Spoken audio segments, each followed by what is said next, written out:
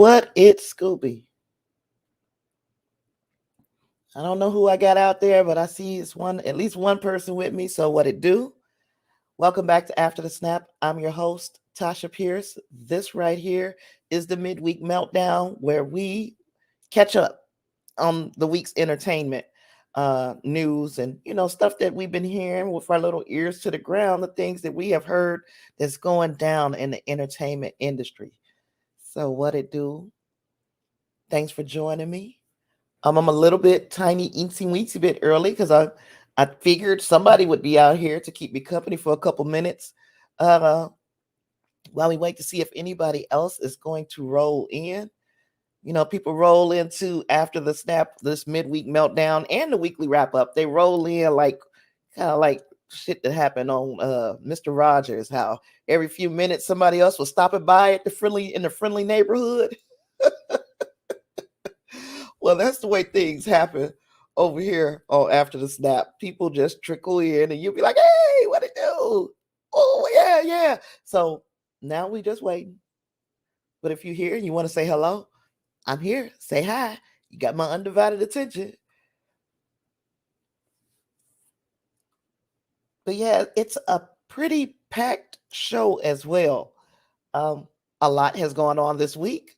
If you hang out with me on my the Facebook group after the snap hangout, man, you'll see like the other night, SpiderMan No Way Home's tickets there, they gave me the flux. I was up for hours because, as you know, I do a little show also called Film Review Fridays, and I like to do the big movie that was released that week. I like to review it on Fridays, which means I probably need to see the movie Thursday. If it's a big enough release that they have a Thursday screening, I need to see that movie Thursday. And then with the movie like Spider-Man No Way Home, I want it to be in the first screening on Thursday. So where I am in Houston, that first screening on Thursday was at 3 p.m. that Thursday. So I'm like, okay, that's the one I got to get. I got to get into there. Let me tell you, man. I heard a little birdie say the tickets are going on sale 12:01 a.m. Eastern time, which would make it 11:01 p.m. Central time. So I'm like, all right, 11 o'clock. I'm sitting there, boom, ready to get on AMC, right? Nothing. Couldn't get it. I hit the refresh button. Nothing. You could not get on there. It took me 45 minutes just to get logged into my AMC account. We ain't talking about buying no tickets. We ain't talking about anything else. We just talking about getting logged in. Okay, so I'm like, now that I'm logged in, I ain't logging out. All right, so I kept trying. It kept saying error. Kept trying. It kept saying error. Then finally, boom. It was like, I saw the little thing moving. That means I got motion. Oh shit, I'm about to get my tickets. Then it said, what does it say? You are in line for tickets. Your wait is longer than an hour. I was like, are you fucking kidding me? Are you freaking kidding me? Longer than an hour? So I'm thinking, how much longer than an hour could it really be? Now remember, this is right around 11:45 by the time I got here. Where we talking about waiting an hour. It was about 11:45 p.m. So I'm waiting. Keep looking over at my Chromebook, and it keeps saying the same thing. And I'm looking to make sure that it hasn't lost connection. Nope, it's just saying the same thing because I really had longer than an hour. By the time I was able to select a screening, it was 2 in the morning. Okay, so now it's 2 in the morning. I'm able to select the screening. I'm so fired up though, because I'm like, shoot, it's a lot of seats left in this screening. I can get in on this 3 o'clock screening on my first try. Well, why I feel like that for? Because that was stupid. I got all the way to the point where it was like you purchase your tickets and then it said error. So you got to go back. You try again, error. So now I have been up trying to get these tickets for over 2 hours. I'm pissed. I'm pissed at this point, but I'm like, I've come too far to give up now, basically. So I kept doing back and trying to put the things back in my cart to get the ticket. Long story short, because I've already given you a really long part, and trust me, there could be so much more. It could be so much longer. It took me 3 hours and 45 minutes to finally purchase tickets. Finally. However, I was able to get the 3 o'clock screening. It was about 4 seats left in the 3 o'clock screening by the time I was able to find my way into the to the part where you purchase the ticket. It was about, yeah, I want to say it was about 4 seats left. Fortunately, one of them was in my favorite row. I've got a favorite row at all of the theaters, or all of the screens in the theater that I go to. I was able to get my favorite row. I wasn't able to get my favorite seat, but I'm in now. I'm in the first screening. So that means that by the time the next set of people are watching the movie, I should be at home writing my review. That's the way I like to do it. I like to have my review. I like to have the movie watched and my review written long before I see what anybody else thinks about the movie. So if you purchase your tickets for Spider-Man No Way Home on that first day, tell me your experiences in the comments. I would love to hear it because my experience was terrible. I'm wondering when they're going to get their stuff together, these theaters with their websites, because we saw this with Avengers Endgame. We saw this with The Last Jedi. So I'm like, okay, you guys have had a couple years now to get things together. What's really going on? Who do I need to call upon to make you get your websites, your servers up to date? So I had a hard time getting those tickets. And a little part of me says if you'd have just waited till the next day, you probably would have gotten tickets. But again, I'm gonna be doing my review. Hopefully, if all goes well, I'll be doing my review that Friday. I don't want to see the movie and then immediately have to run in and sliding under the wire to do a review. So, yeah, but that's one of our big stories this week. Of course, there's plenty to talk about this week, and I guess we can go ahead and jump things off because that story took a lot longer than I expected. So let's just get into the meltdown. The meltdown. Now we know that a lot of what let's see, a lot of what went on this weekend at the box office concerned family movies. So because there are so many family movies out, that got split. The attention got split there. Yeah. Some people went to go see Ghostbusters Afterlife. More people went to go see Encanto, but it was very, very close. Very, very close box office. And rounding it all out was House of Gucci. House of Gucci did particularly well for a drama in December. So all of these are signs that the resuscitation into the box office has been working. Now, we can say that and still understand that there is a new variant of that virus. And as far as I know, and I haven't checked again since like maybe 4 o'clock this afternoon, but as far as I know, there was a case in California, one case of the Omicron variant of this virus.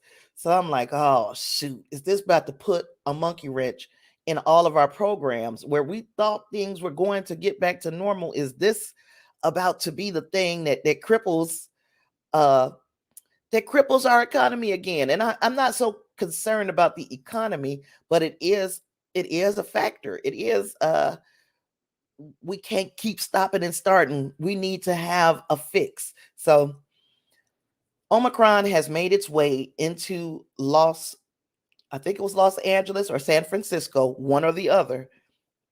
And you can almost imagine that if it's there, it's other places as well.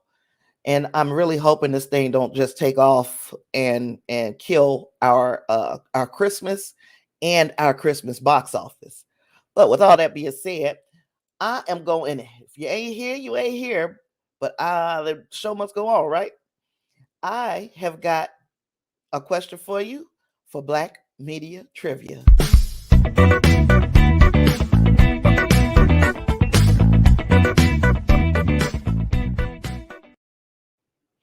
All right. First question. I don't know who out there. Who was the first Black person to star in a prime time drama?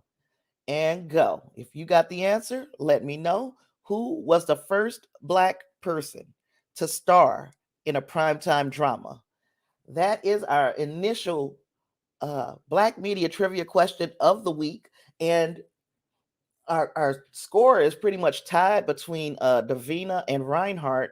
So everybody, it's like 1-1. So it was a brand new game. So anybody can get in. Anybody has an opportunity to win. And the prize is, if you are not afraid to give me your address, I will send you out some good old weekly wrap up stickers and a postcard from After the Snap. And I know it ain't a big doggone prize, but guess what? I'm poor. I'm struggling. I'm a struggling artist. So if you if you all have any idea who the first Black person to star in a primetime drama is, here is your chance to shine. Let's hear it.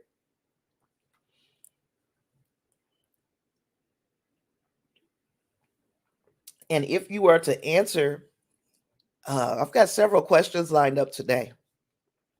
If you're going to answer these questions, you could very well be on your way to winning this round. The round goes up to 7 points.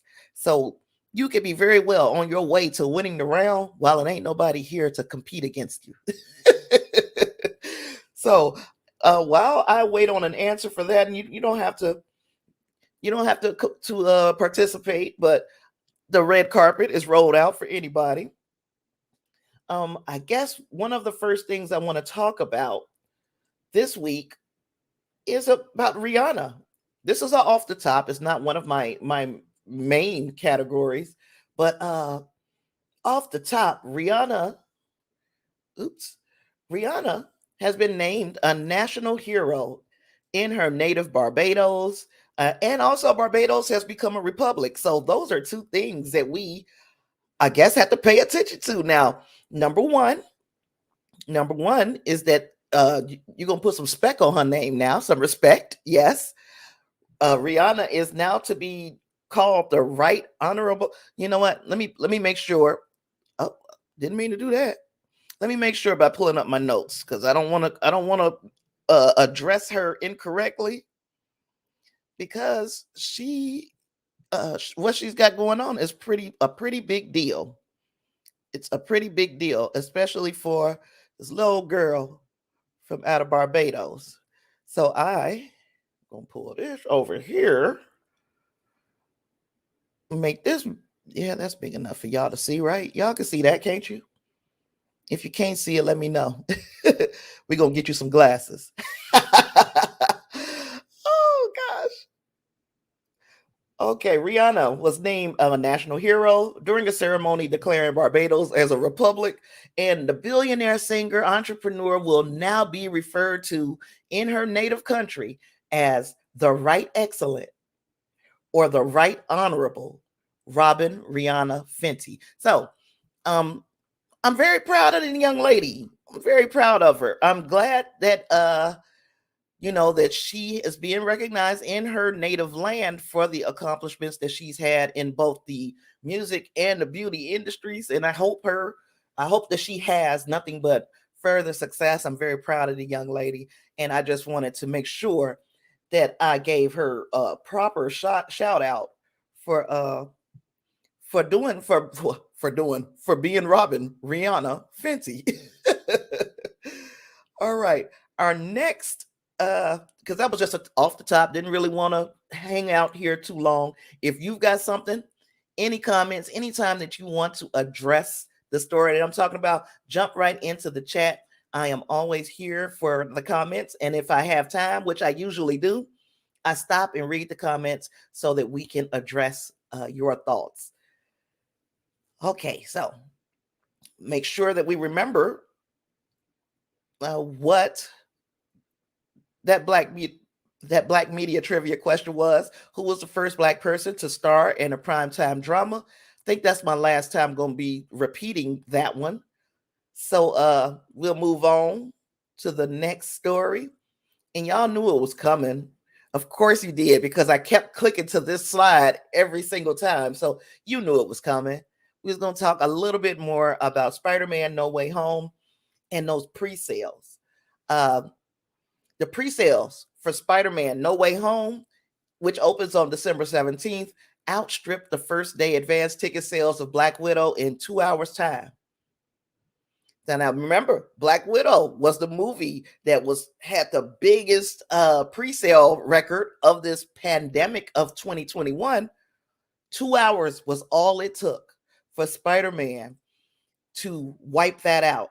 And that goes back to what we were talking about at the top, which is it crashed many of these theater owners' ticket servers. Everything I couldn't believe how long it took me. It didn't even take me this long to get tickets when I got tickets to Endgame. This is give you an example. And it and I think Endgame was the biggest thing since sliced bread. It's only the second highest grossing movie of all time. So I kind of halfway expected to wait a long time. And I got through quick with Endgame. Spider-Man No Way Home, no dice. None whatsoever. It took a while, but I had patience. I was like, I'll wait. I will wait. And I'm glad I did. And other Spider-Man news, crazy as it was, we also found out prematurely that I'm sorry. Let's talk about some more money things. I'm sorry. We were going to get into the Amy Pascal thing, but we come into that.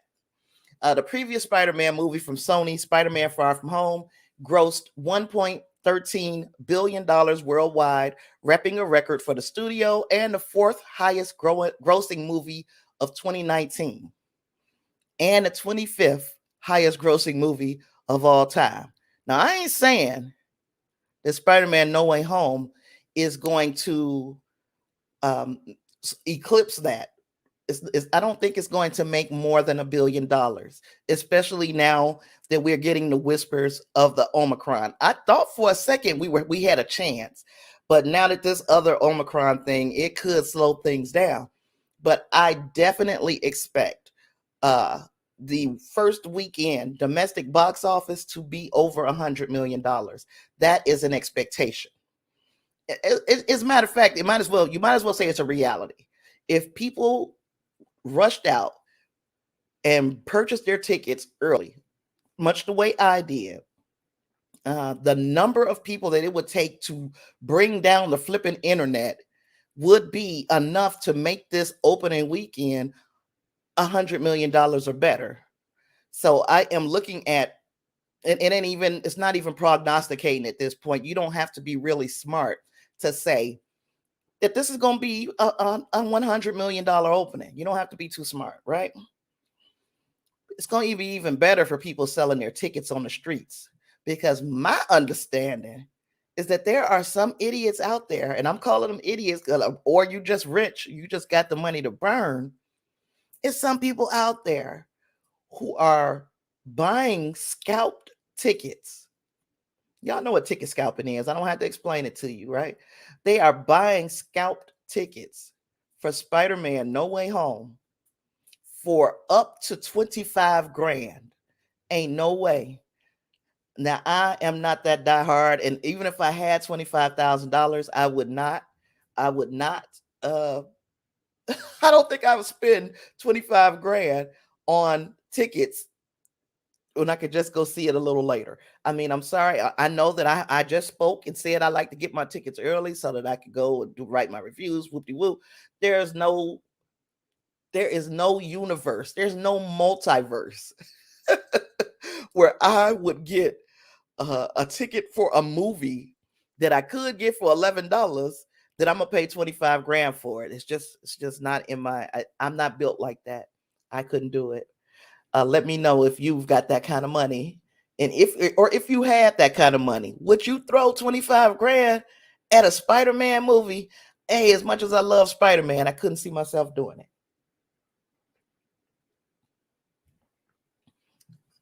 And speaking of loving Spider-Man, that takes us, I guess, to our next story, which is Amy Pascal. This week she made a big splash when she said that, I'm going to read you a quote, in fact. This is not the last movie that we're going to make with Marvel. This is not the last Spider-Man movie, said Pascal, who is also the former head of Sony Pictures. We're getting ready to make the next Spider-Man movie with Tom Holland and Marvel. We're thinking of this as 3 films, and now we're going to go into the next 3. This is not the last of our MCU movies. Yes, Marvel and Sony are going to keep together or keep going together as partners. Now, that would make me sound really crazy because I made a whole video earlier this year talking about how or my thoughts on what this multiverse means in Spider-Man. And one of my thoughts was this is the end of Tom Holland's run.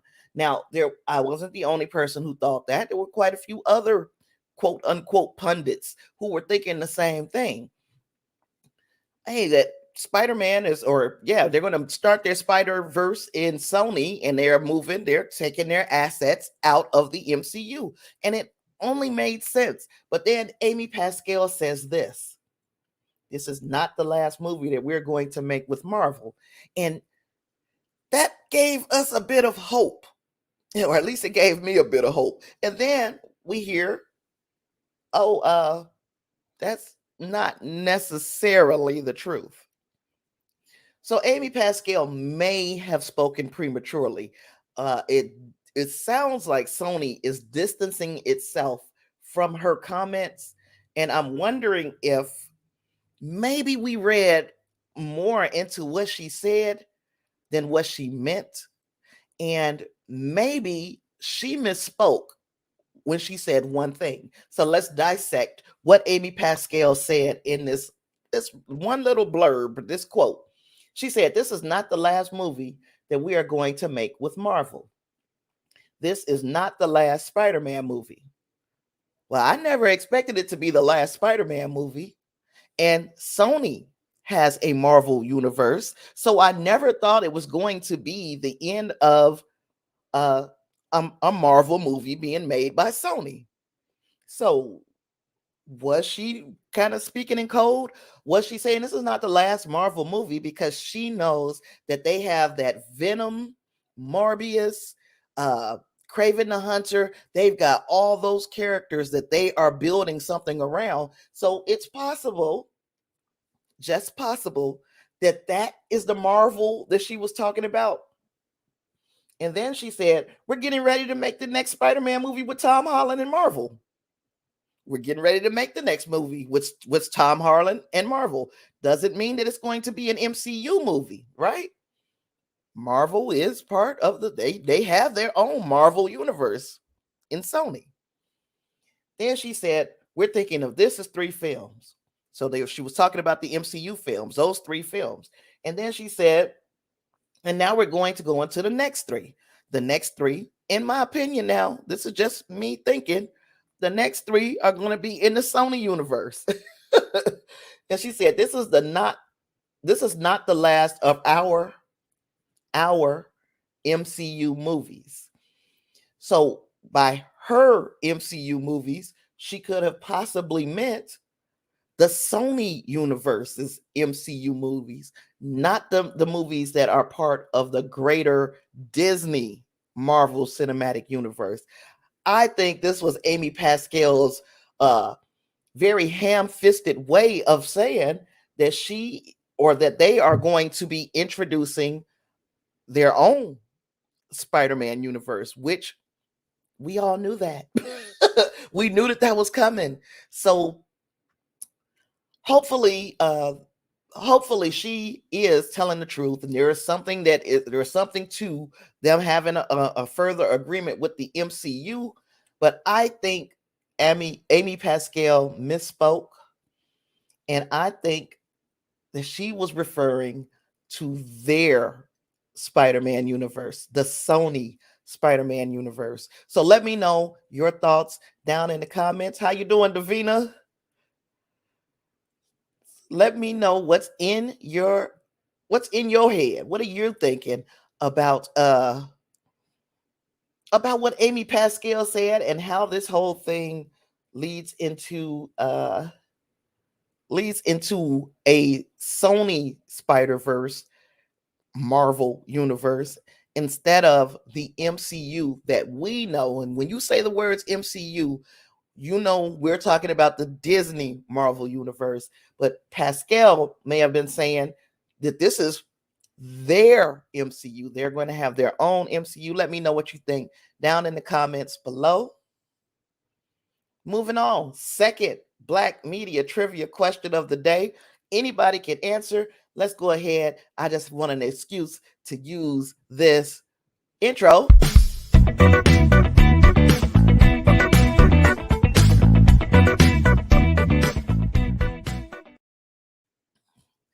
What was Sidney Poitier's first major motion picture role? That is our second question of the day. What was Sidney Poitier's first major motion picture role? I'm going to leave that there for just a second. But yeah, anybody can answer. You don't have to be part of a club or part of the Facebook group or anything. Anybody can answer. Put your answers down in the comments below. And I'm going to move to the next slide. The Eternals. We got a little bird said that the Marvel's Eternals is going to reportedly be releasing on Disney Plus. Oops, I'm sorry, Joe's mama. I missed your comment. Miles Morales movies for Sony. I think because Amy Pascal went so far as to say that Tom Holland. So what my understanding is that Tom Holland will be in at least one of those Sony Spider-Verse movies. But I, like you, Joe, believe that the entire trilogy that she's talking about will cover the Miles Morales Sony Spider-Man, and he will be the Spider-Man moving forward in the Sony universe. Of course, this is simply speculation.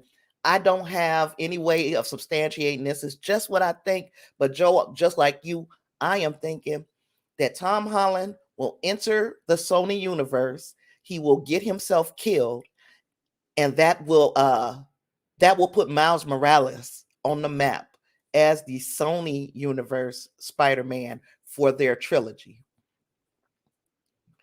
Davina says, guess who's coming to dinner is the answer. That is not correct. Not correct, but that question is still live. You can answer it at any time in the chat. I'm going to go back to it since I've had only one slide since. What was Sidney Poitier's first major motion picture role? So we were talking Eternals. And it's reportedly, why do I keep saying that word like that? It's reportedly releasing on Disney Plus in January of 2022. That is the key word, though, reportedly. Most people have not, we don't have a definitive answer. Somebody leaked the information. So it's looking like January 2022, but don't take that to the bank because you will not get much for it. Marvel had to change a whole lot of plans around the release of Eternals. So that's one thing. And then the window, the amount of time that their movies are staying in the theaters has been shortened. that window has gotten smaller, and they're moving their movies in a shorter amount of time from the theaters to their respective streaming services. And the streaming service, of course, that we're talking about here would be Disney Plus. And the window has been like 45 days, 45 to 60 days for these movies. So I wouldn't be completely shocked if this rumor were true. If we will be getting the Eternals in January at for this for the streaming. And there's a lot of people who are waiting for it to go to streaming. I know that this week, and this was not one of my top out. Okay, I see your answer, D. That one is right.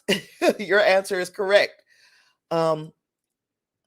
This was not one of the topics that I had to discuss, but I am noticing I had read a couple of places that these shows that are coming to Disney Plus, the movies that are coming to the not just Disney Plus, most of the streamers are heavily pirated. You know, with people with their little fire sticks and their little boxes, they are watching the movies. And I'm not knocking nobody. You watch the movies how you want to. It's not that ain't for me. I just won't. I want to see the success of the theater model. I want to see the success of these movies. And I generally don't pirate movies. I don't watch them on pirated. I don't watch pirated material. So that's me. That ain't you. You do you, whatever your conscience allow you to do, right?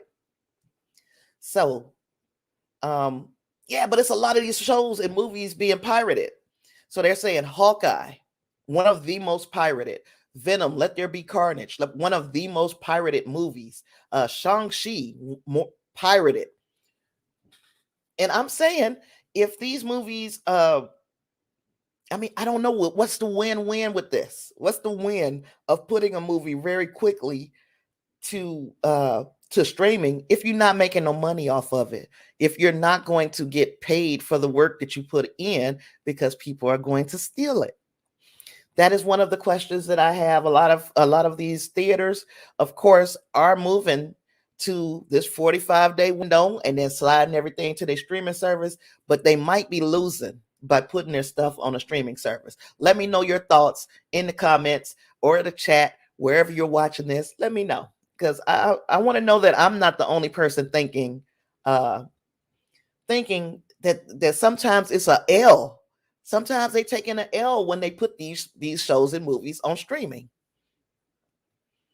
Let me know if you like to pirate movies. just want to see how I guess how in the minority I really am. Next, my girl Riri Williams. I could not wait to talk about this one.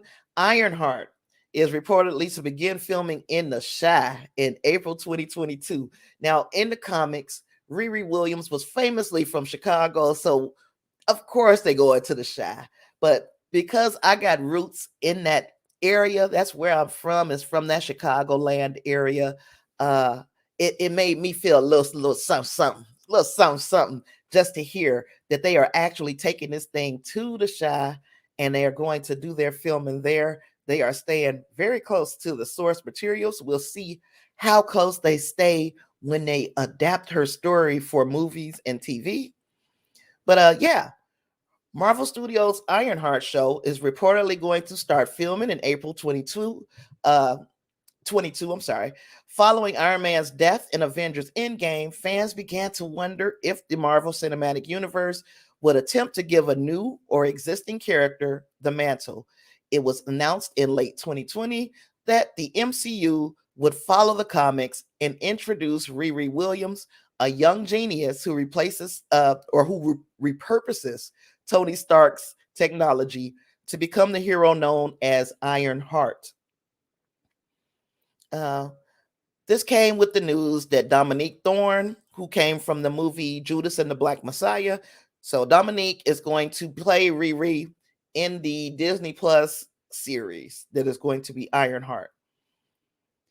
And if Ironheart stays on this filming schedule, then we might be able to expect to see this show on Disney Plus roundabouts 2023. Of course, we'll meet Riri Williams prior to that. Supposed to be in Black Panther Wakanda Forever. However, it's a lot going on with that movie right now, So we're expecting to see her for the first time in Black Panther Wakanda Forever, keeping our eyes on that. But it's just so much going on with that movie, Black Panther. I'm a little afraid for it, and it's November now. At the November release date, it still might be too close because of all of the, I hate to call it drama. It ain't drama, but it is drama. Shit. All of the drama surrounding that movie. Let me pick up comments. Davina says she hasn't brought a bootlegged movie in years. Now they're doing the bootlegs a whole bunch different.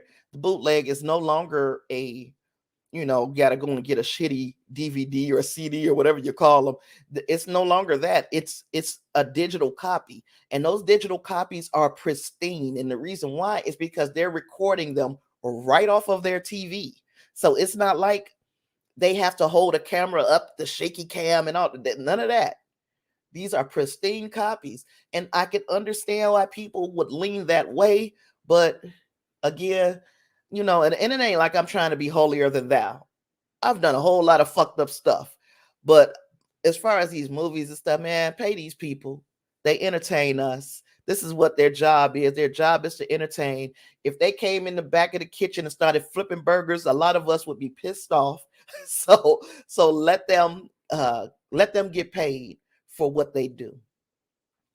And then Davina also says Chi-Town, and I'm saying Chi-Town stand up because she's from the same area that I'm from. So we both have an affinity for that area, that area, and just the whole Chi-Town vibe. Y'all can feel, I'm pretty sure you might even be able to feel a little bit of that Midwest vibe coming off of me. So, and I'm living in Houston, but a lot of people say, "Oh, you move different." I move different because I'm from a different area, So, moving on. Ooh, another Black media trivia question. Boy, I'm moving through this thing today. I didn't think I was going that fast, but we've gotten through a lot.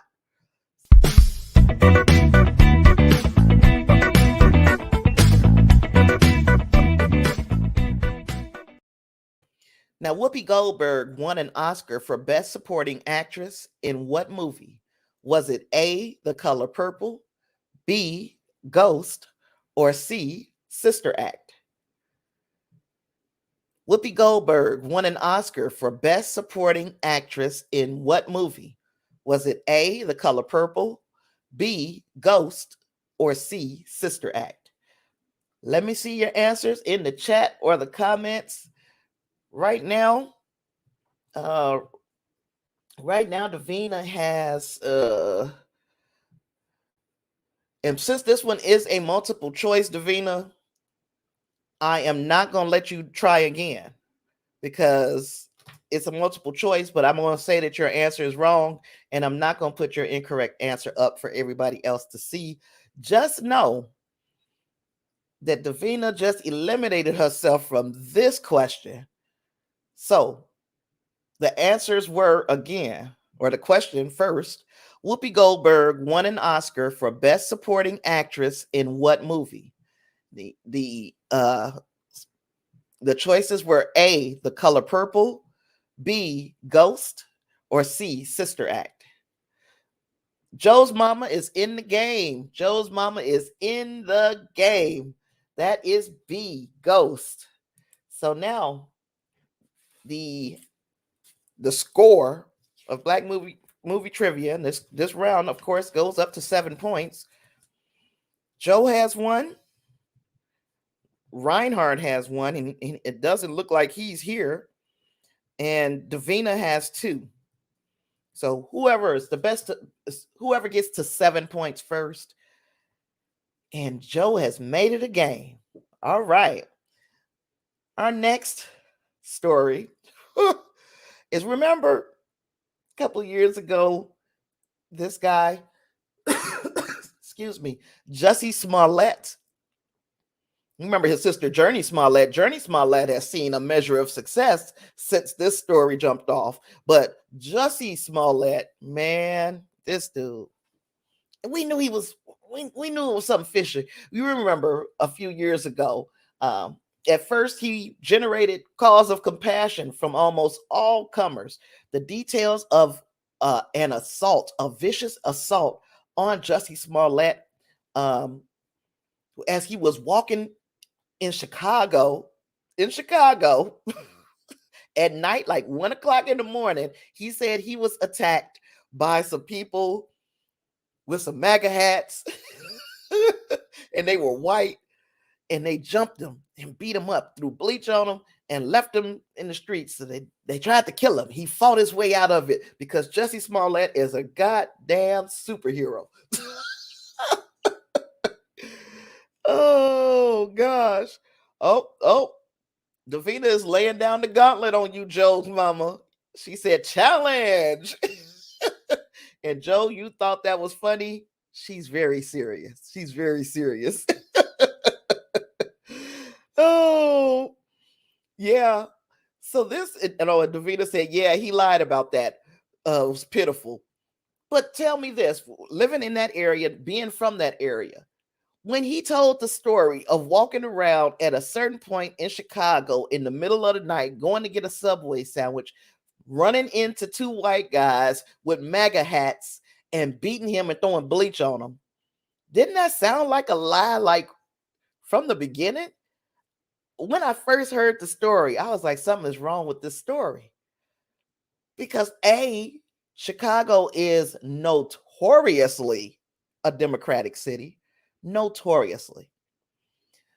B, it ain't that many white folks running around in the middle of the night in Chicago with bats in MAGA hats. It's just not something that happened in the Chi. It's just not something that happened in the Chi. I'm sorry. So he chose the wrong location for this thing that he said happened. But let's talk a little bit more about what he did. See, he was playing in that show Empire. That I had started off watching Empire, but I didn't finish it out. But turns out that he wanted a raise. And what better way to get a raise than by raising the sympathy of people around him, making Empire part of the conversation, the national conversation. This show became part of the national conversation because one of its stars was attacked simply for being part of the LGBT community. And we were all clutching our pearls. Not all of us, because like I said, the people that lived in and around the Chicago area knew something wasn't right about the story.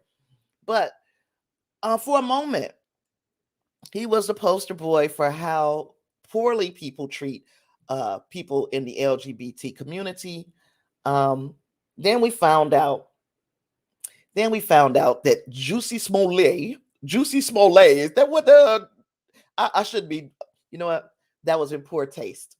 I will not use the Dave Chappelle jokes because I know there are members of the LGBT community who feel some type of way about Dave Chappelle. So I'm going to be cognizant of the fact that everybody don't find that funny. What it do, Clarence?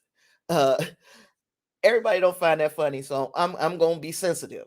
I'm sorry, I did not mean to use that joke. But we found out that Jussie Smollett paid brothers, now Lord, Abimbola and Ole Benjo, Otis Osendero, they paid them $3,500 just before the attack occurred, and the siblings, those two, the brothers, they folded when they got interrogated. They folded. They told the truth. They said, "Yep, it was all staged. We were paid to do this, and this is how much we were paid, and this is who told us to do it." They sung like birds. So Jussie Smollett is still saying, "Oh no, this was real. That thing really happened. The MAGA caps and the baseball bats and all of that happened. It happened. I'm not kidding. It was real. It wasn't real. It wasn't ever real. But he's sticking by that lie. Now, he's sticking by that lie, and he thought that people had just moved on. But the good people in Chicago do not like their city to be besmirched. They want the crime that okay, it's been crime. Yes, we do criminal things sometimes. But we did not jump him wearing no MAGA hats. Now, if we would have jumped him, it wouldn't have been wearing MAGA hats. We would not have thrown bleach. That is not something that would happen. They would have kicked the shit out of him and took his money, but they wouldn't have worn the MAGA hats and they wouldn't have thrown the bleach. Okay, let me pick up some comments real quick before we go into just a little bit more of what's going on with Jussie now. Jussie now. Let's see. Davina said, and how many white people him? I don't know what that means. None. She said didn't work and his butt was fired immediately. Then she said that Dave Chappelle joke was funny. Yeah, to us. There might have been somebody who didn't feel it was funny. Claire said, why is he still lying? That's one of them kids who got chocolate all over his face.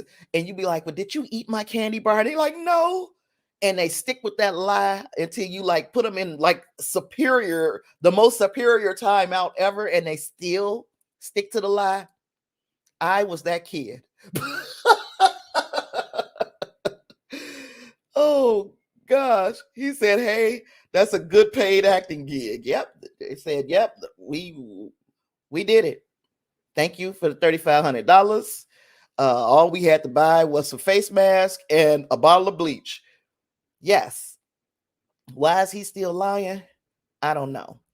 But the city of Chicago said he pretty much devised this fake hate crime to take place so that the Empire Studio would take this more seriously, because this fake hate crime would get media attention. Now, that was Daniel Webb. He told the jury of 8 men and 7 women, and that is not going to play in his favor. The way that this jury is composed of 8 men and 7 women, it might play in the favor of the defense in that it could end up being hung, because you could appeal to like that mothering nature of some women, and they'll be like, oh, that baby, something was wrong and we need to find out. And they might say that he wasn't guilty. If he is found guilty of this thing, he is facing about 3 years in prison. I don't think Jussie is ready. Just don't think he's ready. And I also don't think he will, even if he's found guilty, I don't think he'll serve a day in prison, because if he got the right attorneys, they can knock that down to a fine, I'm almost sure, and some type of probation.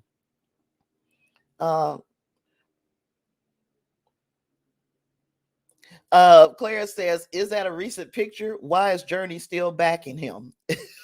Well, I believe that this picture was taken as they were going to court earlier this week. This thing started on Monday this week. So earlier this week when he was going, I believe that Journey is just going to back her brother. And he might even have her convinced that this thing really happened. Or she might know that if she doesn't show up to support him, that people are going to wonder why.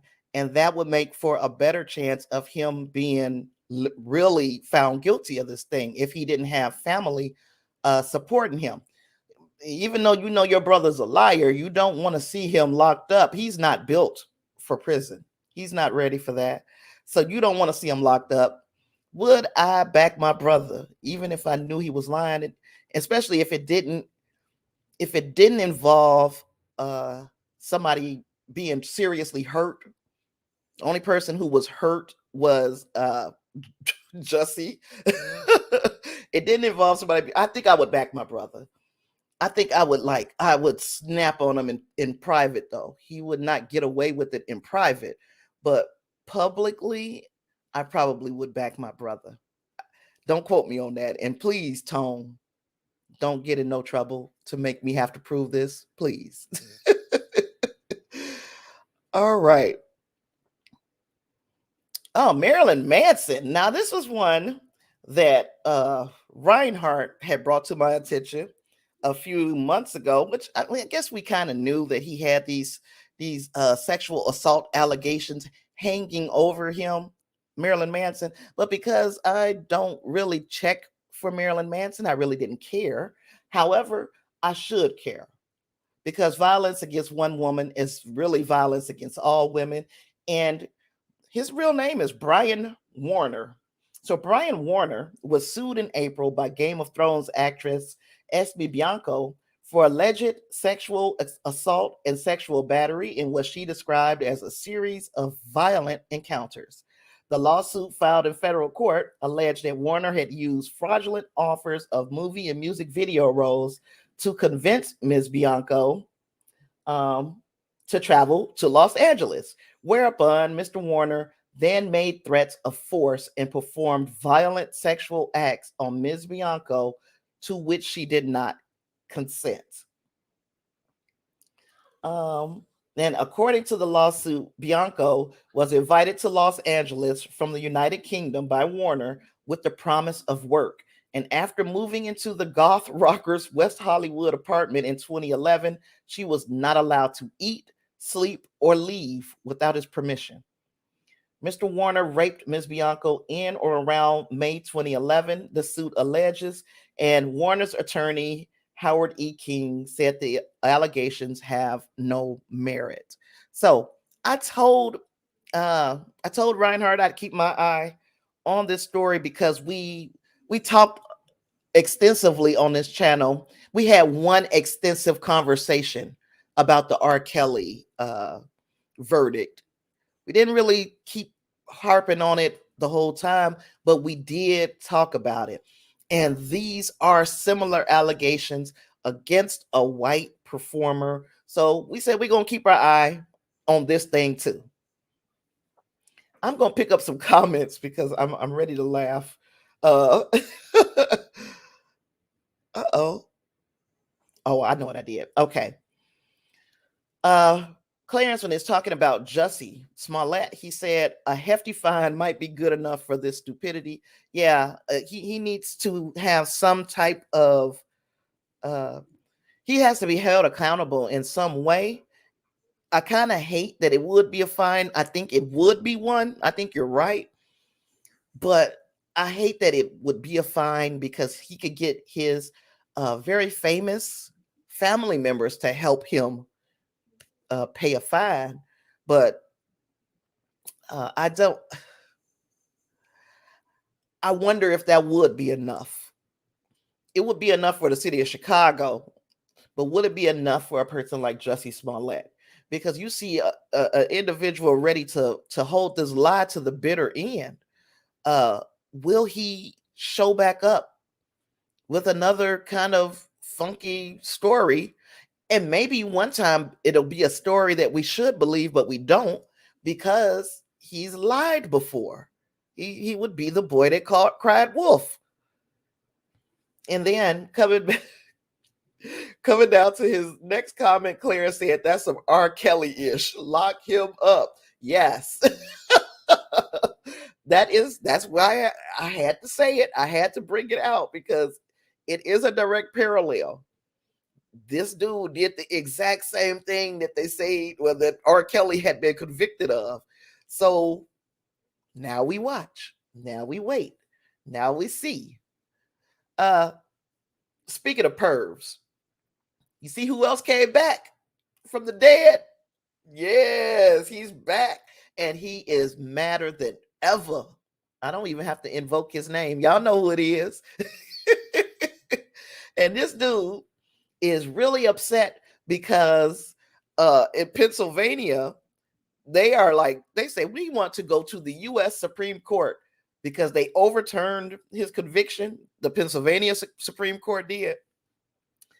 Bill Cosby is pretty upset. I said I wasn't going to say his name. Dang, I did it. He's pretty upset because they are appealing this thing to the U.S. Supreme Court. They like, I want that. I don't want him to get off saying that he did nothing, that he is without without fault, saying that conviction didn't stand, and they are appealing to the U.S. Supreme Court. And I'm like, wow, that that is deep, because this man has got one foot in the grave anyway. Now, I'm not saying he should get away with what he did because he has one foot in the grave, but I mean, he does. He literally does have one foot in the grave, and in his statement through his attorney was that he that unwilling to accept its epic loss in the Pennsylvania Supreme Court, the Montgomery County District Attorney has now filed a petition for a writ of legal term, certiorari, you know what I'm trying to say, that term right there, to the United States Supreme Court. In short, the Montgomery County DA asked the United States Supreme Court to throw the Constitution out the window, as it did, to satisfy the Me Too mob. Now, remember how people you start to say like these groups are mobs, or these groups are hate groups or terrorist organizations, because they caught you with your pants down. You get what I'm saying? I see your comment, Clarence. You're so silly. But yeah, they want, they said they're ready to take it back up. They'll take this thing all the way to the Supreme Court, and Bill Cosby is upset about that. Clarence's comment was, "Oh my God, Jello pudding pops need to go sit down somewhere." But they did make a deal with him, even though it's almost certain he's guilty. He is guilty, I believe. I believe that this man, like I said, if you admit to one of these types of crimes, and then 40 other people come and say you did the same thing to them, I have to believe that you did this stuff. I have to believe that you did at least some of these things. And if you did these things, then you deserve whatever justice comes to you. Whatever justice comes to you. Now, Bill Cosby, he might end up back in court, fighting over the overturning of this conviction. And I think that he should feel lucky that he still has this fight left in him, like that he has this ability, because so many people, for instance, Julius Jones, has no appeals, can't fight no more. You just have to sit in prison for a crime that you may not have committed, whereas these are crimes that Bill Cosby likely committed.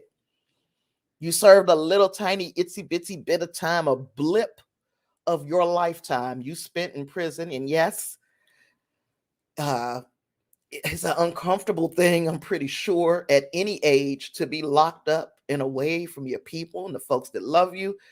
But did you think about that when you were committing the atrocities that you committed against women? Because I think my worst flipping nightmare in the world, besides, I guess, something horrible, but one of my worst nightmares would consist of coming out of a drug-induced stupor to find Bill Cosby on top of me. It would, that I would be literally disgusted. Literally disgusted. Okay. Y'all know what it is. I think I got one more for you. Let's see who got it. Who's ready to answer our next question?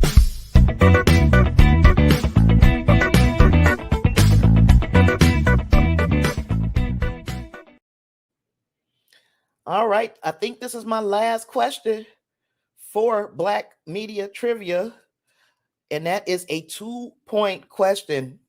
Dang. So 2-point question will put Clarence in the game. It will give Joe's mama the lead, and it would further Davina's lead. So it would give Joe's mama the lead. It would put Clarence in the game, and it would just pad Davina's lead. She's already got 2 points on the board, and this is a 2-point question. What two future Oscar winners starred in John Singleton's Boys in the Hood? And while you guys are looking at that, I'm going to pick up Davina's last comment here. She said, I wish folks would have the same energy about other wrongly whom are actually innocent or lied to get someone convicted.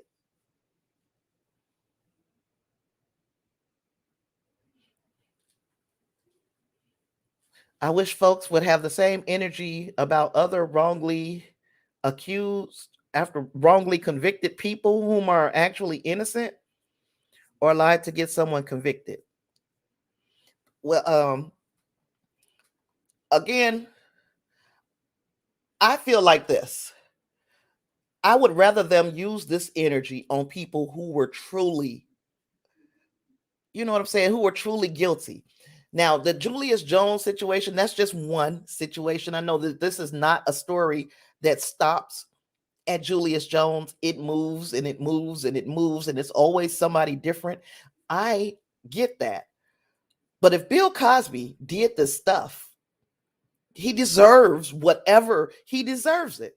And I know that it's hard to picture your heroes or picture the people that you kind of looked up to as a youngster as being the villain in this whole story, but sometimes that's how it is.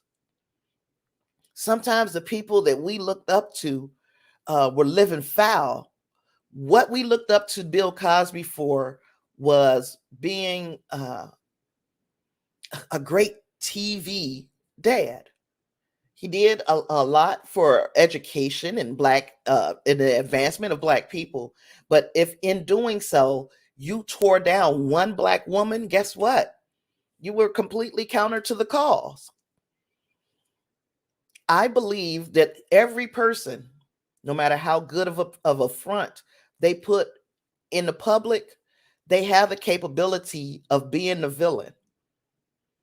And what did we find out from Batman? You either die a hero or you live long enough to become the villain. And I think he lived long enough for his bad deeds, prior bad acts, to catch up with him, and he became the villain.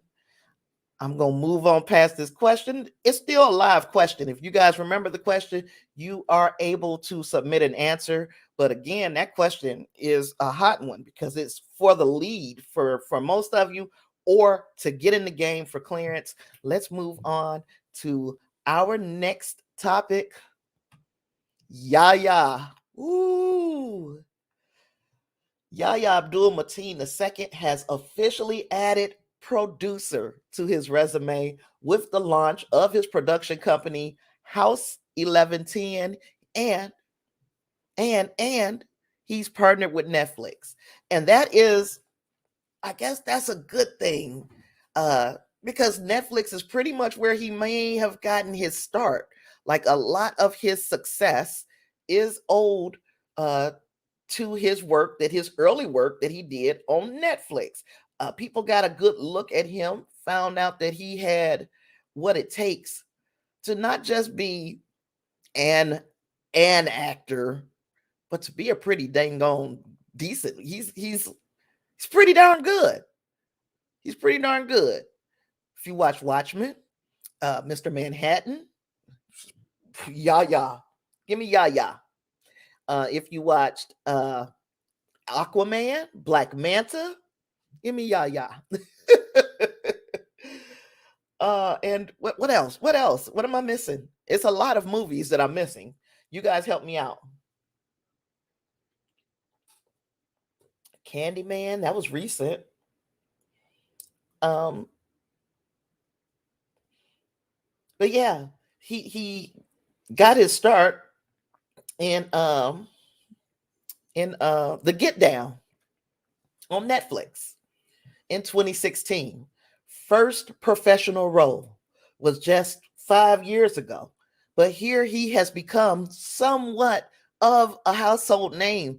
And then by him being a household name, or almost, he can almost move in any circle, and you could be like, I know who Yahya Abdul Mateen II is.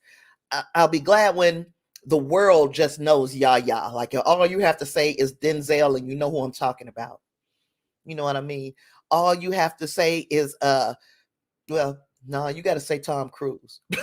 You got to say both names. But when I say Tom Cruise, it's not you trying to reach, is that Nicolas Cage or is that Tom Cruise? No, you know who Tom Cruise is. But I like the fact that Yahya, number one, has an identifiable first name, but also number two, that he is reaching out, broadening his horizons, becoming more of a cog in the machine of Hollywood than just being an actor. He's launching that production company, House 1110, and he House 1110. That's what the name of the thing is House 1110. So he's started that, and he also I think that he would be a good person behind the camera. Of course, I'm saying that because I just want the man to have a long and storied Hollywood career, because I like looking at him. But as far, hey, Clarence is shocked and surprised. He shocked the world. Clarence is in this thing. He is tied with Davina, and I appreciate that super chat, sir.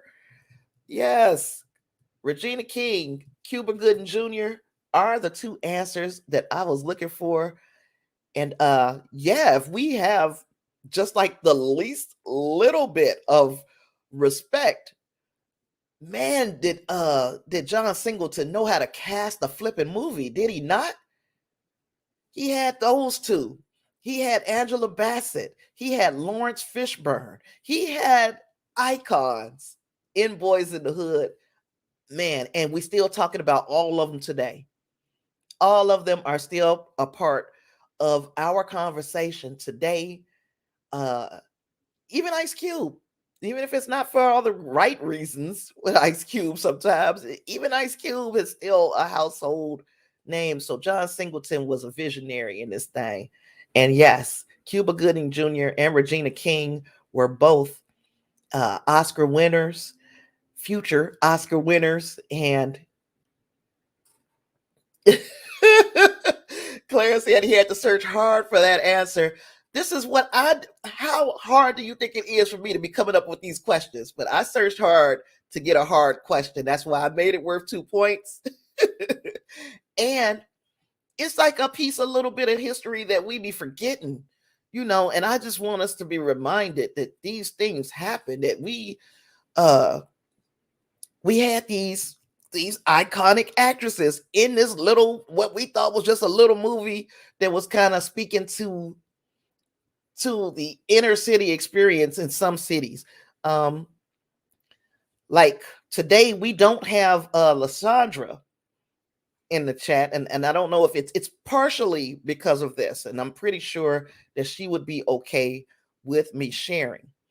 But Monday we did the Black and Missing. We were talking about violence in the Black community, and we were talking about the fact that people think that we should be used to violence in the minority communities. People, because, it happens in your community so often, you should be used to it. Like we don't have feelings. Also talked about how today is me and tomorrow it might be you. So we need to stick together collectively. I said all that to say this.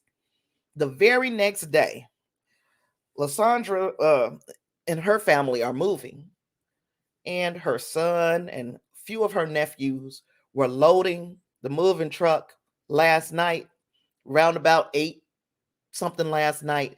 They're loading the moving trucks and getting ready to take stuff to the new place when gunfire rang out, and Lysandra's nephews, well, one of her nephews was shot. Now, I can, and in this, it's freaking hustle bustle where everything is going on, and you're not hearing from your loved ones, but you heard that somebody got shot outside the building where your son and your nephews were moving things, and you find out that someone was shot. You don't know who, you don't know how bad, and to find out, yeah, it was her nephew. And he is okay. It was a through and through shot. However, nobody should get shot. That shouldn't be a reality. That should not be part of, normalcy. But like we said, one day it's somebody you don't know, and then the next day it's somebody you love. And that's why we all need to be vigilant. Yeah, that young man was shot, and Lysandra's son was basically the one there trying to hold pressure on his wound to keep him from bleeding out. So yeah, so if you're looking for Lysandra, that is part of the reason. Of course, I've also said that she's moving, but so that the move is still going on, because you kind of have to be gone at a certain time. Nobody's going to work with you just because somebody got shot. But yeah. So young man is home. He's home. The bullet, like I said, was through and through. I think it was an arm, but he said he was hit as he was kind of going to the ground, because that's the first thought in a lot of our minds. I don't know if you've ever been in a situation where gunfire has rung out. You got two options. You're going to either run or fall to the ground. And in most cases, falling to the ground is probably the safest thing, and then just crawling. And I'm it's so bad that I even know how to do this. But yeah, in most cases, falling to the ground and just crawling is going to get you, have you safe, because if you up and running, you're a target. So if he would have stayed standing, who knows where the bullet would have went through. He did the right thing by falling to the ground. It's unfortunate that we have to teach our kids these survival mechanisms, much like these classroom shootings that we've been seeing for the last few years, for the last decade, for the last 2 decades or so. Look, it's been going on for a while here in the US, where the shootings in the schools. So you got to teach whole classrooms, and it's much harder. I think it's much harder to get an entire classroom of children to be on board with stop, drop, and roll, get under your desk, and all of this, and it's such a confined place in a classroom. At least they were outside, and it's really sad that I'm even saying that. It's really sad that I'm even saying, oh well, at least they were outside where they had a little place to. It shouldn't be a reality. I don't know what we were talking about. We're talking about boys in the hood. But yeah, that I will forward everybody's thoughts to Lysandra, because she, of course, she's gonna be happy to know that the friends that she's made online, that you guys all had her in your thoughts and prayers. Okay, so we talked about Yaya. What I got? Oh, I got one more, huh? That was also Netflix. Netflix has said we are about to double down on this geek content. Oh, y'all like nerdy stuff? Y'all like sci-fi? Y'all like horror? Y'all like fantasy shit? We're about to double down on it. And a lot is series, but then there are some movies, So Archive 81 is supposed to be a new series. It's going to be a sci-fi, and everything that's here, sci-fi, fantasy, or horror. And we had Alice in Borderland. Another announcement, In From the Cold on January 28th. Then the Cuphead show. I don't even know what to expect from that. Raising Dion. That was, I believe, season 2. Starting February 1st. Then Cyberpunk Edge Runners. Vikings Valhalla, which is something I am very interested in. Vikings Valhalla. That's coming out on February 25th on Netflix. And I got Alice in Borderland here twice because I don't know why I did that. The Sandman, which was a heck of a the Sandman. You're gonna have to tell me what the Cuphead is. What is Cuphead, Mr. Brown? The Sandman, which was a podcast, or not a podcast, an audio book that I was listening to. Yes, I've got this on in the audio book form. So I am interested in watching more of that. Army of the Dead, Lost Vegas. That's still continuing with the Zack Snyder stuff that they had going on Netflix. Stranger Things 4 is coming in the summer of 2022. And if you're like me, you are super excited for Stranger Things 4. I think this is where they culminate. I think this is where things close out. We're going to find out everything about the Upside Down and what Eleven's attachment to it is and all of that. And I cannot wait. Clarence said it's a video game. I ain't never heard of Cuphead. But I'm not a gamer. I am notoriously not a gamer. I used to play way back in the day. I used to play Madden. I would play what my brothers played. Everything I did was because of my brother. So my comic book knowledge is because my brothers did that. My knowledge of sports is because my brothers did that. So all of everything I know is through them. And then once we all left from under my dad's roof and everybody went their separate ways, I left the video games alone. I never even played with like boyfriends, none of that. Just my son. I would play with him. Davina said her mom is going to be happy about raising Dion. But I know she probably like you said your mama is into the sci-fi stuff. Yes, and the superhero stuff. So yeah, I think she would be happy to know that season 2 is coming.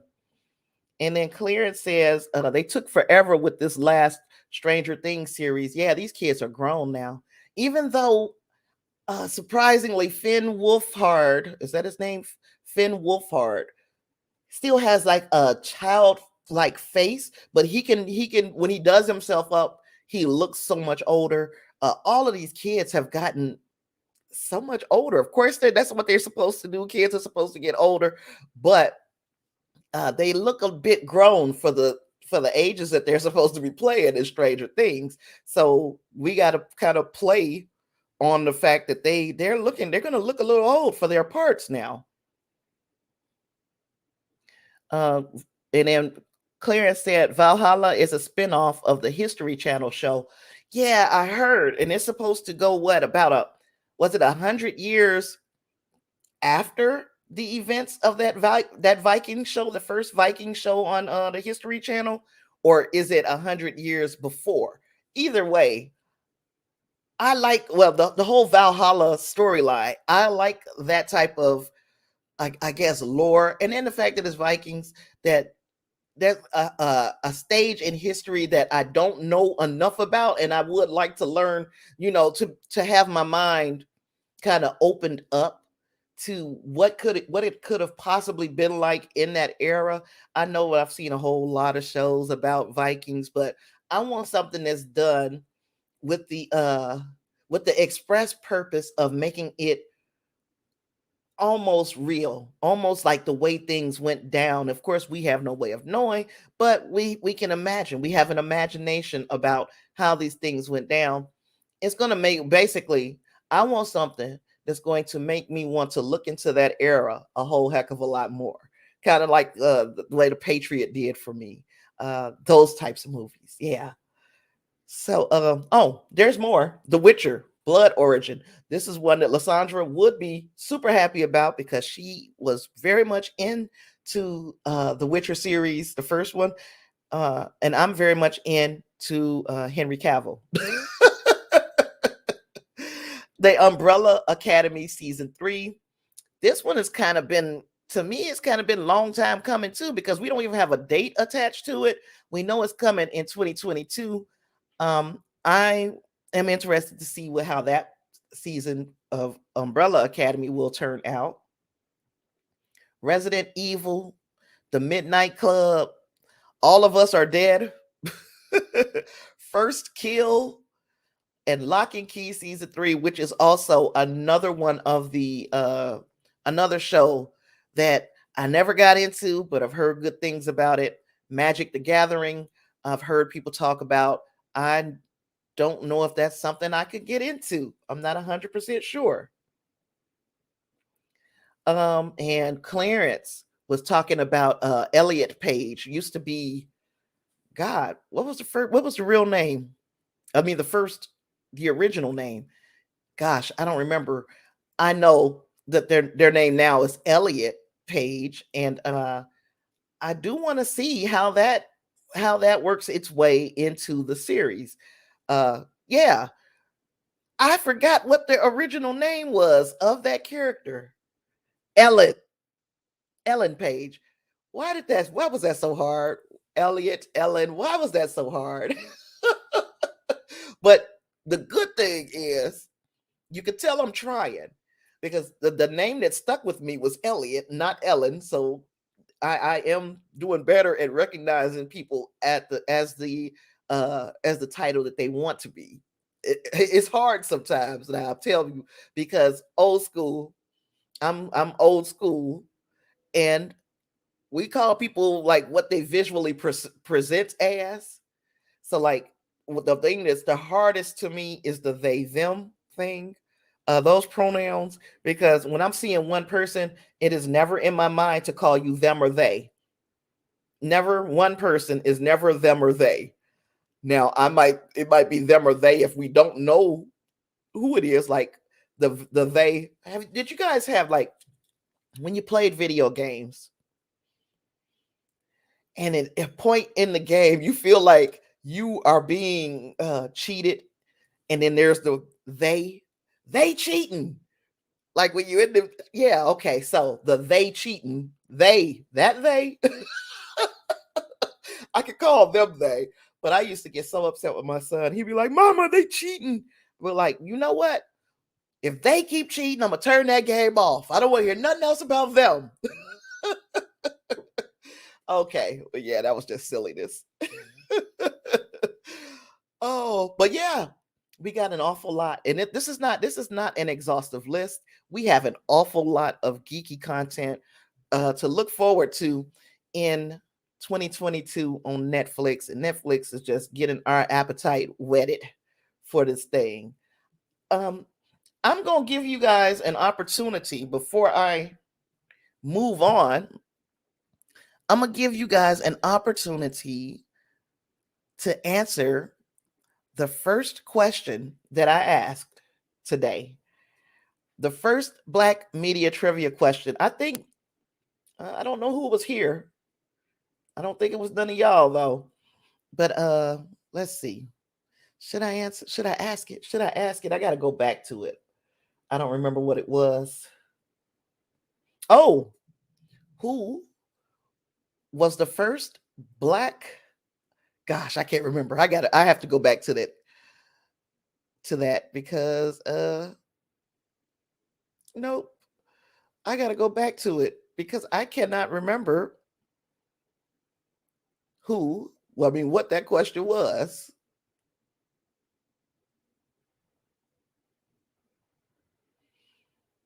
And I guess I didn't have to take you guys through it, but you guys get to see everything I talked about. Oh, nope, not that one. D answered that one.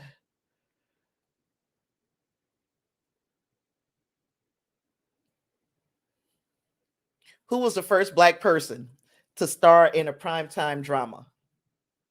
That was the first question of the day. So, who was the first Black person to star in a primetime drama? Well, I'm going to put the music on while I try to fix things.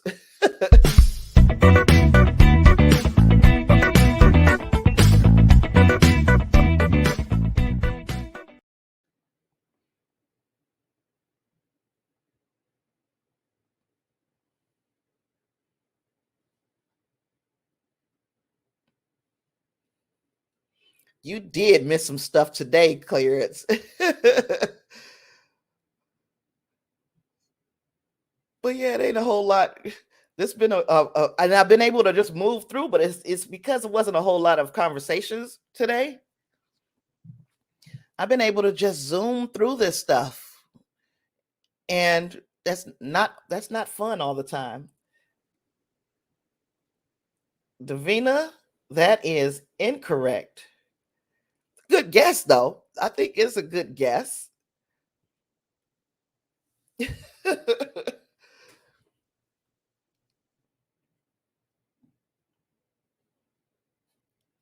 And I guess I finally figured out that I have been neglecting to say thank you, especially since I've been doing live streams and have kind of shifted away from videos. And I guess I need to figure out a balance between the two.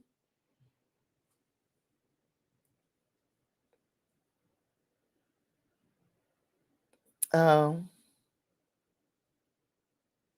oh, I know who you're talking about. um, let me see now. Wait a minute, D, because I remembered, but I forgot just that quick. And I'm gonna go out of this so you guys ain't got to see me flipping pages here.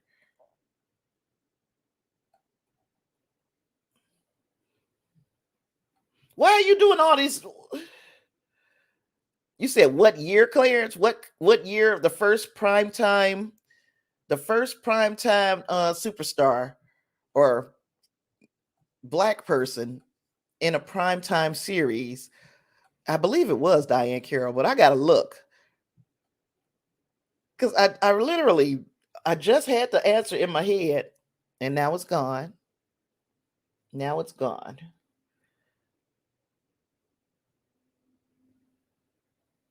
Of course, I still want to know like where. There it is.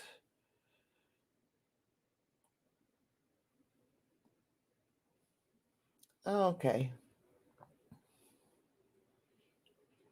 Ooh, Davina, I'm sorry. I hit you with the wrong answer too. You was right back there. I apologize. I thought it was Diane Carroll myself. It was for Cicely Tyson, East Side, West Side. East Side, West Side. See, you was right. I was wrong. I apologize. Told y'all I be learning myself. But D now is in the lead. D has 3 points. Clarence has 2 points. This is the way things usually goes with you two. Yeah, it was Cecily Tyson. I messed up. And this is the way it usually goes with you two. It'll be either D or Clarence, and they'll come in from somewhere like way north and all of a sudden win. And that is pretty much where we are right now with the scoring. Davina is up 1 point on Clarence, but Reinhardt and Joe's mama both are on the board. Hopefully, we get somebody else to get invited or to get active in the game because it'll make the game a little longer. It's going to 7 points no matter what, right? So again, I was talking about my patrons. I always forget to address them on this show. I thank you guys, especially you, Clarence, because you're always here with me. Of course, Reinhardt, not to be left out. Reinhardt is Larry E, and he has become a patron as well. So these are my patrons, and I'd like to see this list a little longer. Um, Unfortunately, it did not come quick enough for me. I am going to have to go and get a job. And that is going, if you know me and you know I have some killer anxiety and I hate going out, but I'm gonna have to go to work and because this was not making me any money, but it is fun and I'm gonna continue to do it. I'm just going to have to figure out a schedule when I get a job that is going to permit me to continue to do this on the side. But as far as me with the 5 shows and all that stuff, you might see a difference because I got to go someplace. Have you seen the free Jeopardy online game? Online game, one of those might be fun. I'm gonna have to check into it. I'm gonna have to. I haven't seen it, but I will check into it, and we can make that part of this thing too. But yeah, I don't know. I don't know when it's gonna happen, but you're gonna see some change. Yeah, unfortunately. And Also, you can support my channel if you like. You can do that as a patron at patreon.com/Tasha Pierce. Um, there are tiers, several tiers. Each tier has an incentive behind it. Um, you can check to see if any of those things fit you, and if you'd like to support me, I uh, I would greatly appreciate it. I'd be so appreciative. So you can also send me feedback and suggestions at sinister.media.network@gmail.com. You follow me on my social medias. I got those right there. Subscribe to me on YouTube. Please turn your notifications on so you will know the next time I put up a live stream or a video or whatever it's going to be, because Lord have mercy, things are going to change. Gosh, I hate change.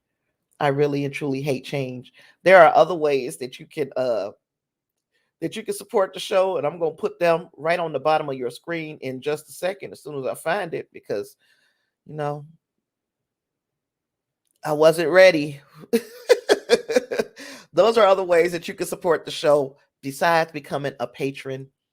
Um, what else y'all got out there? This show went by kind of quick. Didn't have to. Shucks, it's kind of quiet out there. But yeah, I'm gonna have to see the free Jeopardy online game. Clara said, "Oh, it's been so much fun having you full time over the last few months. I don't think you guys know what this do for my mental health. To be quite honest, um, I don't know. It's like I don't get challenged enough with some of my conversations, some of my friendships. Said, did I watch the series of Buffy the Vampire Slayer? I did. Not all of it. No, you know what? I was more into the spinoff. I was more into Angel, but I did watch some of it. What's up with that, Joe? Joe's mama. I'm sorry, Joe's mama. I didn't watch the entire run of Buffy the Vampire Slayer, but there were certain aspects that I did watch. And I I think I was more into Angel though. And I think it was because of what is his name?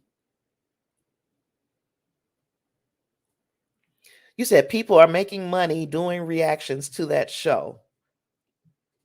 Huh. I might need to do reactions. So are they doing the like in shorts, or are they doing videos? If they're doing entire videos or if they're doing shorts, that's a way that I guess I can look into trying to build up an audience. Thank you, Joe's mama, for that suggestion. I am going to have to figure out what they're doing, how they're doing it, and what they're doing, how they're doing it, and to see if I can get in on that. Because if I can get in on it, I might be able to stay home. Because I can't go out. It's just I cannot. Every time I know I feel like Davina right now, because she has she has kind of crippling anxiety as well, and on Patreon and YouTube. I'm going to look into that, Joe's mama. I appreciate you for dropping me that dime. Thank you. Yeah. I'm gonna have to watch a couple of people's videos to see how they're doing it, like what their little format is, and then I can copy, and maybe I can maybe we can take that into other areas as well. You guys let me know how I can stay ahead of the curve. Like, should I just go into Joe's mama has anxiety issues too? And I don't know if it's just the time that we're in, but yeah, it's like I am I am dang near to the point of agoraphobia. Like I get so nervous and my heart beats, and when I'm outside in a public place that I have no control over what's going on around me, it gets overwhelming. Even the thought of it. Liam Duke on YouTube, writing it down now. Liam Duke. Thank you so much. This is why I'm glad I have y'all. It's what I be talking about. I have a group of friends. We've, like I said, we talk on a regular. Um, but then you always want to challenge where you're from. And like I was we're all me, Davina, Lysandra, those are the closest people to me besides my sister. We're all from the same area, but I want to be challenged by somebody who, and I'm talking just my patterns of thought, challenge my patterns of thought by people who are from different areas who have started with different experiences, because what's normal and realistic to me might be completely abnormal to you. And I love being challenged. I love to to be forced to examine my worldview and to consider somebody else's. So to be around or to be in the presence of some people who are not afraid to think, I love it. Clarence said it's been a trying 2 years. Let's hope 2022 brings better things. Yes, indeed. This has been crazy. These 2 years have felt like 5 years, man. These 2 years have felt like 5 whole years. And I'm sorry that I'm happy to know that I'm not alone, Joe's mama, but I am sorry that you're going through that too, because it's not fun. And then Davina is in agreement with Clarence. Yeah, we are touching and agreeing. Touch and agree, y'all. Touch and agree. We are definitely it can only go up from here, right? It has to. It has to. Joe's mama is in agreement with Clarence as well. So yeah, Clarence. Um, oh, you guys have given me some things to think about. We gonna think about 2022 being better. It's got to be, especially if all of us say that. Um, Davina, uh, me and Davina trying so hard to not go to work, both of us. Davina got a job that she's supposed to be going to. Lord, all of us are trying not to do this because it is truly. I don't even want to keep on it. It's crippling. It's crippling to the thought of being the number one. The thought of being cooped up again.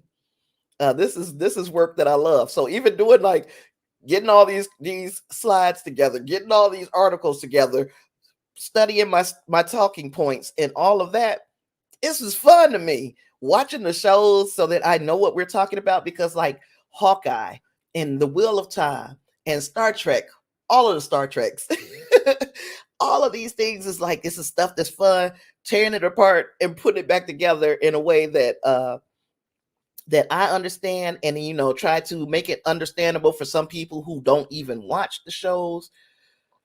Uh yeah, this is fun to me. Going to the movies, breaking apart a movie, hearing how people don't agree with me. I got the recast T'Challa people that jump in my comments every now and then and challenge me, and they still haven't challenged me to the point where I feel like I have changed my mind. I do not feel like we should recast T'Challa. However, after looking at what the producer of Black Panther, what was the guy's name? Gosh, not Louis Desposito. His name was Nate something or the other. I forgot his last name. Looking at what he said we will never recast T'Challa in the 616 universe. So it harkens and makes me think back to what Clarence was saying, and that was that they'll pull a T'Challa from another universe, and it'll be as if that T'Challa existed all the time. And I think that I think that's a little more palatable for me as a way to bring T'Challa back into the MCU. So after looking at the words that man used, he specifically said the 616, and I'm pretty sure he said 616 for a reason. That universe is going to be there will be no T'Challa in the main MCU 616 universe. That's not to say that we not pulling a T'Challa from somewhere else and bringing them into the 616 universe. So we will keep our eye on it. We'll see. Davina says she's going to work Sunday. And I didn't put in so many applications. I'm like, these people probably like, I'm not hiring this old lady. and I, you know, I don't want to. I don't want to be like that either. I need money because I need to keep all of my streaming stuff paid for. Everything that I've got, I need to keep it paid for. But I can't make nobody hire me. My son is telling me to make this banana pudding and sell it. I can make banana pudding all day and sell it. I might even like doing that. We got to see how much money can be made off of it. It's just a lot of thoughts. A lot of thoughts. But anywho, yeah, I got one more thing. Just in case you are unaware, because I do, for now, I do 5 live streams a week. And this is my weekly schedule here. Guess I'd better share that. Guess I'd better share it. It's my weekly schedule. We got Stream Something Sundays at 3 p.m. on Sundays. Stream Something Sunday is a show where we talk about streaming series or streaming movies or what you're streaming. We talk about all of that on Stream Something Sunday. And this Sunday is, again, Star Trek Discovery. We've got Hawkeye. And if you haven't watched Hawkeye, we need to discuss. I have to watch it again because there are some implications. And I just want somebody who has seen it. There are some implications in this episode of Hawkeye. More Than a Movie Monday, that's when we talk about a docuseries, a biopic, something that's supposed to be rooted in fact. We saying, hey, this is something that truly happened. We are going to talk about that series and then see where it lines up with what really happened. See what our own research, besides what the person says in this docuseries or biopic, what our own research is going to tell us. I ain't gonna hit you with no spoilers, Clarence. No, indeed. I'm just saying implications and keep your eyes open. Yes. Then but now I don't do spoilers in the middle of the week for Hawkeye or Discovery or The Wheel of Time. But Stream Something Sunday, the minute you kick that door in for Stream Something Sunday, know that you are in spoiler territory for that show. That show is nothing but spoilers. More Than a Movie Monday, loose spoilers, because I am going to talk about the show or a movie, and I'm going to talk about what truthfully happened. Then the Midweek Meltdown is what you're watching right now. It's the middle of the week, and you just saw me experience a meltdown. Talking about my anxiety and stuff, but we don't talk about anxiety. We talk about the entertainment news from Sunday all the way up until Wednesday. Maybe Wednesday morning would be the cutoff for stories that we'll talk about on the Midweek Meltdown. Then we do Film Review Fridays. This Friday at 7 p.m. Central Time, I will be talking about The Power of the Dog, which is a Netflix movie. It's a Western. I love it. Well, I can't say I love it. It is a Western and a drama, but it has Benedict Cumberbatch in it. And if you've been around a while, you kind of know I have a thing, just a little thing for Benedict Cumberbatch. But besides that, this movie has a lot of awards buzz around it. So I am super excited to break that down as a review on Friday. But I do that in a non-spoiler way because I do want you to enjoy those movies on your own. And then the weekly wrap up is Saturday. It's much like this show right here, where we talk about the rest of the week in entertainment news that is coming from Wednesday evening, probably all the way up until early Saturday, to include that week's box office. So yes, that is my weekly schedule. Clarence said that he loved the first 2 episodes of Hawkeye. I love the first 3. And I can't wait to chop it up with y'all about what went down in this last episode here. This, yeah. And then the Wheel of Time. If you're watching the Wheel of Time, I think me and Davina, man, the last episode of each one of these shows has been so fantastic. The Wheel of Time, that third episode, or no, the fourth episode, super fantastic. It's got me so excited for this week.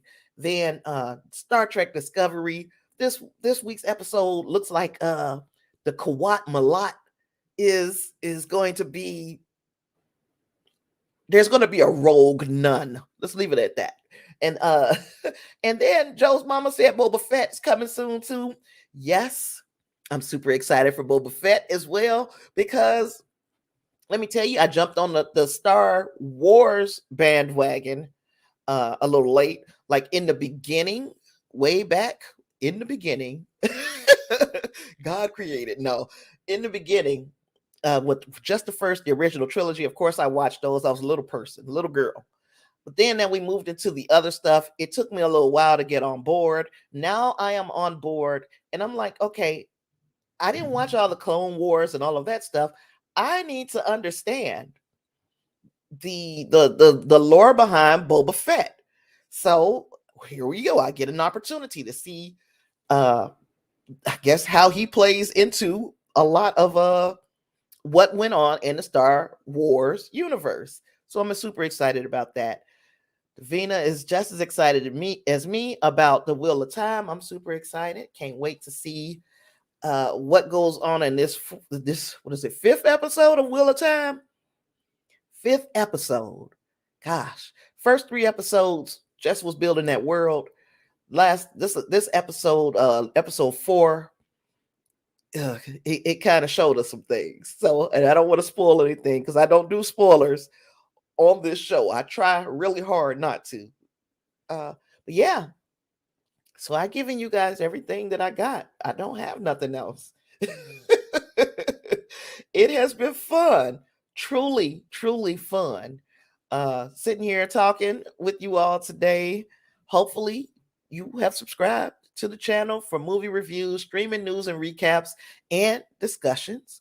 And yeah, I ain't got nothing else. I guess I'll holler at you guys on Friday for the power of the dog. And I am super, I guess I'm interested in seeing what goes on because of we've got some awards buzz, and we already know that right now I'm looking at Will Smith as being part of the conversation for Best Actor.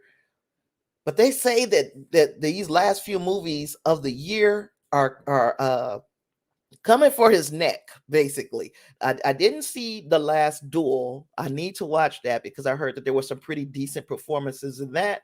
I have not yet seen The House of Gucci, but I've heard that there are some pretty decent performances in that.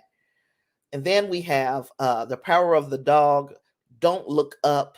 I think those were the big ones because I thought Cyrano was coming out soon, but Cyrano has been pushed. It's coming out in January. So yeah, these are movies that are part of that awards conversation, and I want to be part of that. I want to know what the hubbub is. Well, with all that being said, I will see everybody on Friday. Hopefully you can make it. Very nice for interacting with you today, Joe's mama. Thank you for joining us today. It was fun. It was fun. And I guess I will see you guys later. Peace.